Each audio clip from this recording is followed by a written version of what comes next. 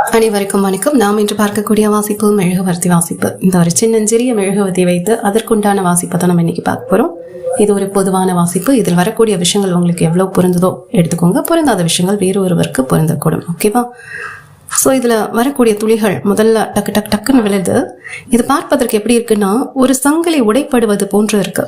இது வரைக்கும் நீங்க ஏதாவது முயற்சிகள் செய்து அது ஒரு தடையோ தாமதமோ ஏதோ ஒன்று இருக்கலாம். சில பேருக்கு கவனச்சிதறல் இருக்கலாம். நீங்க படிக்கக்கூடிய மாணவனா இருந்தீங்க அப்படின்னா, இது வரைக்கும் என்னடா நம்ம படிக்கிறோம், மண்டையில ஏறவே மாட்டேங்குது, மறந்து போகுது அப்படிங்கிற ஒரு விஷயமா இருக்கலாம். இல்ல வேலைக்கு முயற்சிக்கக்கூடிய நபர்களா இருக்கலாம், உறவு சார்ந்து இருக்கலாம். ஏதோ ஒண்ணு எனக்கு சரியா வர மாட்டேங்குது, இல்ல சரியா புரியப்பட மாட்டேங்குது அப்படின்னா அந்த காரணங்கள் உங்களுக்கு தெரியும். காரணங்கள் தெரியும் போது காரியம் அப்படிங்கிறது தானாவே நடக்கும். ஸோ பிரச்சனை இருக்கு அப்படின்ற இந்த காலம் போய் இந்த பிரச்சனைக்கான தீர்வை நோக்கி நான் போறேன், என்னால ஏன் படிக்க முடியல, ஏன் செய்ய முடியல அப்படிங்கிற ஒரு விஷயம் புரியப்படும் போது அந்த புரியப்படக்கூடிய விஷயங்களை நீங்க நகர்த்தி வச்சுட்டு ஒரு ஓரமா, ஓகே இந்த விஷயங்களாலதான் என்னால படிக்க முடியல, இல்ல என்னால நினைவு வச்சுக்க முடியல, இல்ல உறவு சார்ந்து இந்த ஒரு விஷயங்களோ இந்த மனிதர்களோ தான் தடை ஏற்படுத்திட்டு இருக்காங்க என் வாழ்க்கையில, இல்ல வேலை சார்ந்து இந்த மாதிரி நான் முயற்சித்தா கண்டிப்பா எனக்கான வேலை எனக்கு கிடைக்கும். ஏதோ ஒண்ணு நமக்கு ஒரு தீமை தரது அப்படிங்கிற விஷயமே நமக்கு தெரியறதே ஒரு பெரிய வெளிச்சம் தான். ஸோ அந்த போன்று உங்களுக்கு தடை ஏற்படுத்துதுன்னா அது எந்த தடை அப்படிங்கிறத உங்களால அடையாளப்படுத்தி பார்க்க முடியும். ஸோ நீங்க அதை கொஞ்சம் ஓரமா வைக்கக்கூடிய காலகட்டமா இது இருக்கலாம்.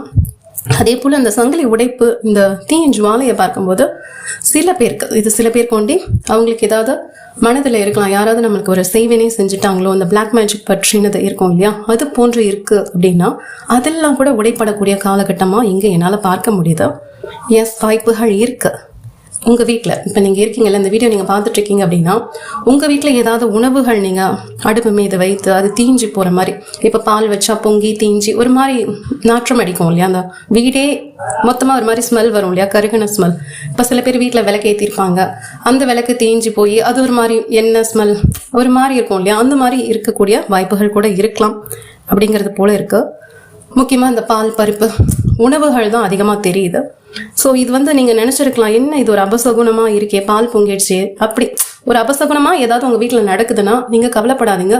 கண்டிப்பா ஏதோ உங்களை பிடிச்ச ஒரு தீமை, ஒரு கஷ்டமோ ஒரு துக்கமோ அதெல்லாம் தான் போயிருக்கு. சரியா?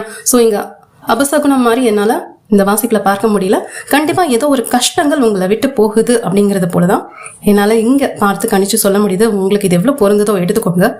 எதுவா இருந்தாலும் உங்களோட உள்குரல், உங்களோட மனசு சொல்றதை நீங்க கொஞ்சம் கவனிச்சு பாத்தீங்கன்னா இந்த வாசிப்போட பொருந்தி பார்க்கும்போது உங்களால எடுத்துக்க முடியும். சரியா? அதே போல 80, 90 தெரியுது. ஸோ நீங்க அந்த ஆண்டு காலங்களில் பிறந்த நபர்களா இருக்கலாம். அப்படி இல்லைன்னா இங்க ஏதோ பெரியவர்களோட சாயல் தெரியுது.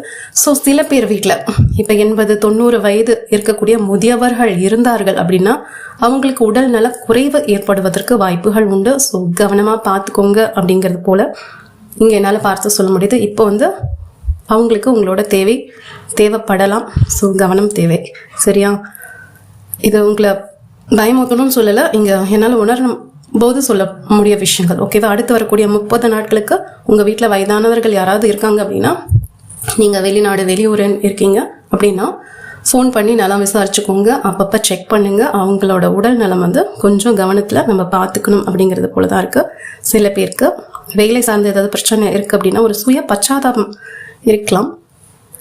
எஸ், எனக்கே இது கிடைக்கல, எனக்கே இது பண்ணல, வேலை சார்ந்தும் இருக்கலாம், உறவு சார்ந்தும் இருக்கலாம். என் சைடு நான் எல்லாமே கரெக்டாக இருக்கிறேன், ஆனால் எனக்கான நன்மைகள் நடக்க மாட்டேங்குது அப்படிங்கிறது போல இருக்கலாம். ஆனால் இங்கே பிரபஞ்சம் உங்களுக்கு சொல்லக்கூடிய விஷயங்கள் என்ன தெரியுமா? நான் முதல்ல சொன்னேன், இந்த கட்டுப்பாடுகள், சங்கிலி உடைக்கப்படுது அப்படின்ட்டு. என்னதான் சங்கிலி உடைக்கப்பட்டாலும் உங்களோட ஆழ்மன பதிவில் நீங்க எதை சேர்த்து வச்சிருக்கீங்களோ அதுதான் உங்களுக்கு வெளிப்புறமா பிரதிபலிச்சிட்டு இருக்கு. உங்களுக்கு எல்லாமே நல்லது நடக்கும், நல்ல விஷயங்கள் நடக்கும் அப்படின்னு நீங்க மனசார நம்பும்போது கண்டிப்பா நன்மைகள் நடக்க வாய்ப்புகள் உண்டு.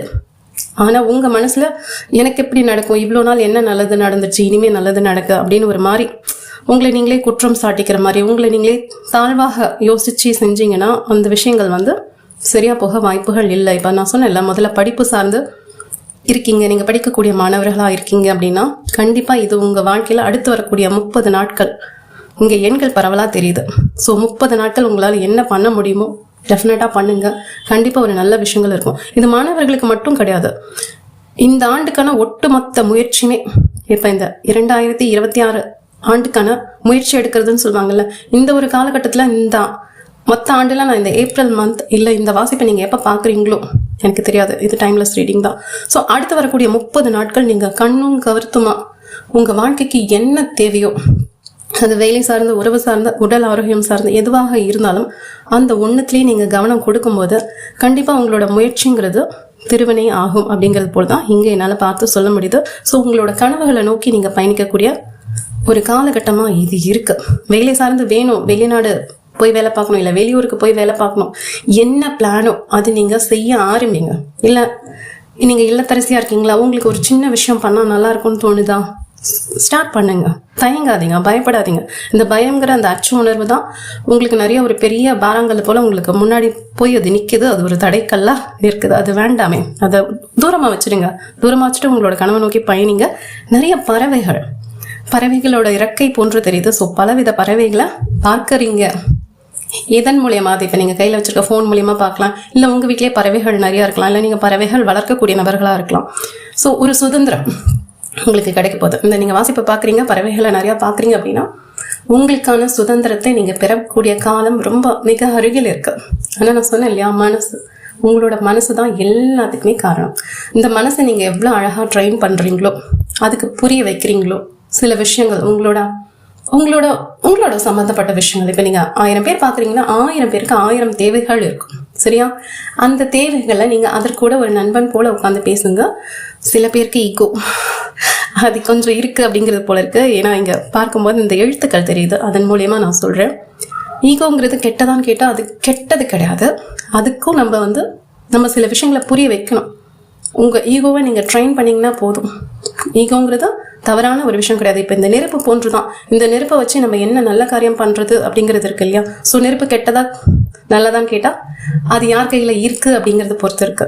உங்களுக்கு ஈகோ இருக்குது அப்படின்னு சில பேர் சொல்கிறாங்க அப்படின்னா உங்களோட ஈகோவை நீங்கள் உங்களோட முன்னேற்றத்திற்கு பயன்படுத்திக்கோங்க. ஏன்னா இங்கே நல்லா பார்க்கும்போது தெரியுது என்ன விஷயம்னா, இப்போ இந்த நெருப்பு எப்படி திக்குன்னு எரியுதோ அந்த மாதிரி மனசுக்குள்ள நிறைய விஷயங்கள் இருக்கு, ஆனால் செயல்படுத்த முடியல. அது வேலை சார்ந்து, உறவு சார்ந்து, ஏதோ ஒன்று என்னால் அது செய்ய முடியல அப்படின்ற ஒரு ஆற்றாமே தெரியுது. அந்த ஆற்றாமையெல்லாம் மிக விரைவில் போகக்கூடிய காலம். ஸோ முடிஞ்சா தியானம் பண்ணுங்க. தியானம் பண்ணும்போது இன்னும் இந்த வாசிப்போட உங்களுக்கு தெளிவான ஒரு வழிகாட்டுதல் உங்களோட உள்குரல் மூலியமே உங்களுக்கு கிடைக்க பெறுவீர்கள். அப்படிங்கிறது போல தான் நிறைவாக என்னால் பார்க்க முடியுது. ஸோ இது ஒரு அழகான அற்புதமான வாசிப்பா, ரொம்ப அழகாக இருக்கு. அனுமன் சாலிசா படிக்கக்கூடிய நபர்களாக இருப்பீங்க. ஸோ அனுமனோட அனுகிரகம் உங்களுக்கு இருக்கலாம். நன்றி, வாழ்த்துக்கள்.